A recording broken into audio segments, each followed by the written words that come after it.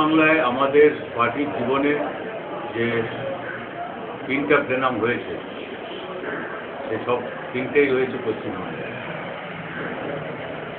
আমাদের পার্টির সপ্তম কংগ্রেস হয়েছিল কলকাতায়, যেখানে আমরা আমাদের পার্টির কর্মসূচি আমরা গ্রহণ করেছিলাম, যা ইতিহাসের বিচারে বলা যায়।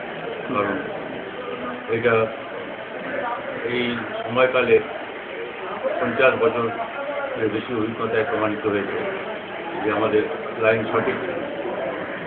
তারপরে আমাদের মতাদর্শগত যে প্রস্তাব গৃহীত হয়েছিল আন্তর্জাতিক কমিউনিস্ট আন্দোলন এবং আমাদের দেশের পরিস্থিতি বিশ্লেষণ নিয়ে, সেই প্লেনাম বর্ধমানে অনুষ্ঠিত হয়েছিল 68 সালে।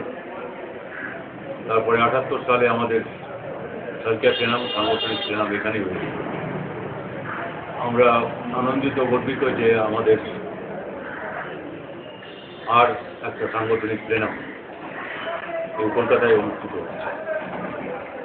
এর গুরুত্ব অপরিসীম, কারণ এর আগের যে সাংগঠনিক প্লেনাম তার পরে অনেক বড় বড় পরিবর্তন ঘটে গেছে সারা বিশ্বে এবং আমাদের দেশে, এবং এখনকার পরিস্থিতির যে চ্যালেঞ্জ, সেই চ্যালেঞ্জ মোকাবিলার জন্য আমাদের পার্টির সংগ্রাম সংগঠনকে যেভাবে পুনর্বিন্যস্ত করা দরকার কাজের ধারাতে আমাদের, সেই সব নিয়ে আমাদের এখানে আলোচনা হবে।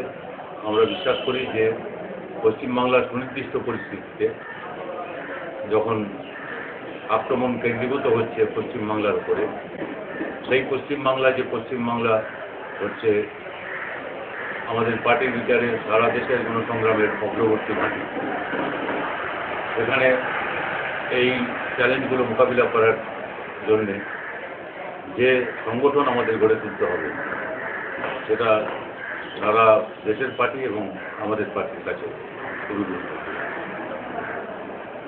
এবং ঐতিহাসিক বিচারে আমরা মনে করি যে এই প্লেনাম আমাদের পার্টির গঠন, বিকাশ এবং এই চ্যালেঞ্জের মোকাবিলায় একটা ঐতিহাসিক মাইল ফলক হিসাবে চিহ্নিত হয়ে থাকে।